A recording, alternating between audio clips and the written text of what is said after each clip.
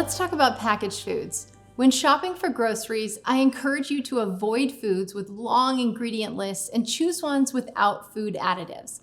When that's not possible, look for items with less than 5 ingredients. Bonus if you know what the ingredients are and can pronounce them.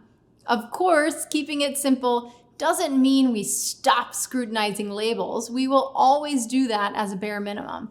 I've included a resource link with an overview of food ingredients, additives, and colors and how they may affect children with food allergies. While we do need to remove allergens from our child's diet until they begin oral immunotherapy or outgrow an allergy, I like to shift my focus on foods I want to add into our diet, like simple foods that support gut health instead of focusing only on what I need or want to remove from the diet. Adding in feels gentler, more doable, and positive. A focus on taking out, eliminating, and removing feels fear-based and reminds me too much of the days I had disordered eating, restricted my foods, and craved everything I denied myself.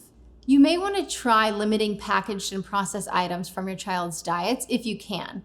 Their convenience is obvious, but when you consider the preservatives required to make some products shelf-stable, or withstand temperatures of up to 170 degrees Fahrenheit when they're left in hot cars, for example, nutritious isn't the first thing that comes to mind.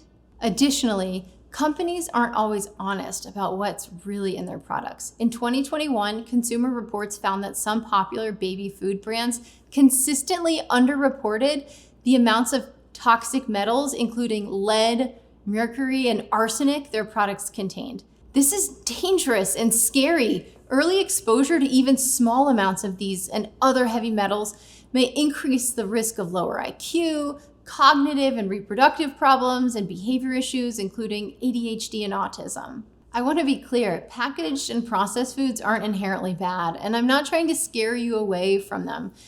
Families, even mine, need the convenience they offer.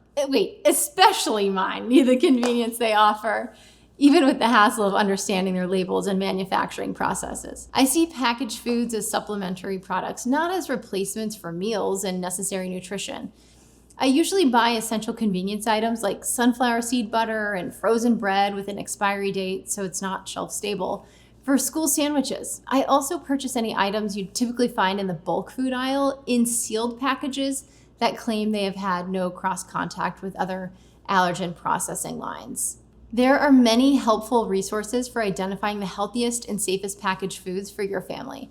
In the resources portion of this module, you'll find websites that list approved allergy-free products, meals, and snacks that are safe for your child's allergies, and that's all case by case. I've also created an online pantry on my recommended products page on emilynolan.com that you can shop from. Make sure to triple check the label before introducing any new product to your child. I've also included a link to FAIR's How to Read a Food Label handout in the resources section of this module.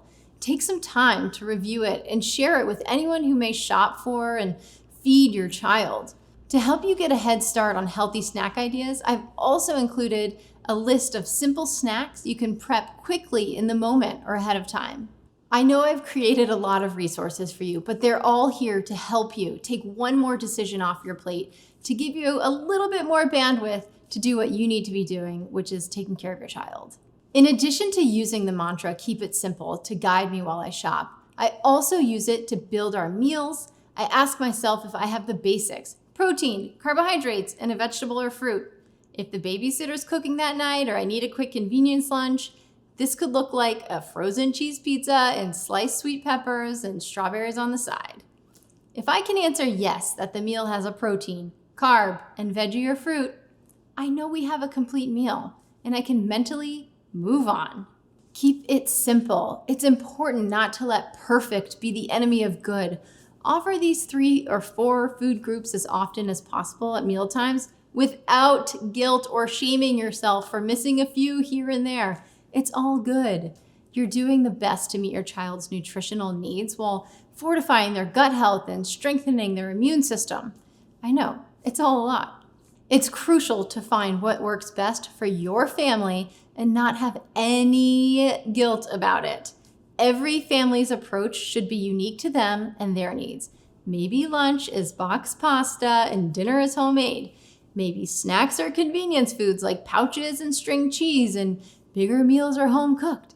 Maybe your child is in a daycare and the food you pack for them is as simple as possible to keep them safe. You can always get more creative at home when you know what's going into the recipes. Most importantly, know that you are an incredible parent and caregiver, and only you know what's best for your child and family.